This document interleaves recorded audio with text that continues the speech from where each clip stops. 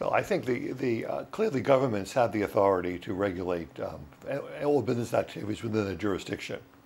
And the problem then becomes, what about business activities in international areas or in other countries, which are outside their legal jurisdiction, which have broader social, environmental harms? And that becomes a real issue for global governance. And we have treaties which deal with some of those issues, environmental treaties, some human rights issues, labor treaties. But on the whole, I think that's a big vacuum. I think the capacity of governments to affect social and environmental policies made by other governments or international areas is very problematic. Well, if you look, for example, in the issue of forestry, the developed countries do a pretty good job of maintaining their own forests. But there's massive tropical forest deforestation in much of Asia, for example, Indonesia, and Russia, et cetera, and the Amazon. And in those areas, they're under the control of those governments, and the ability of Western governments to affect those policies is very limited.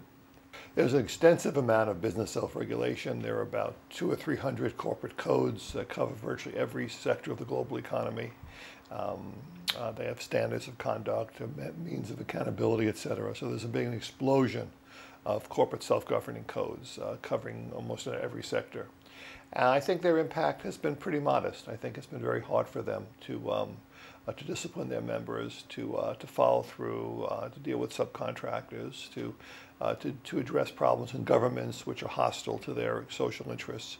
I think the number of successes, clear successes of these codes, is not zero, but it's been disappointing.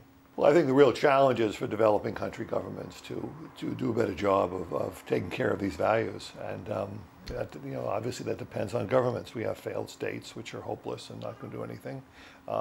You have powerful authoritarian governments such as China, and a lot depends on what their priorities are and what they wish to do.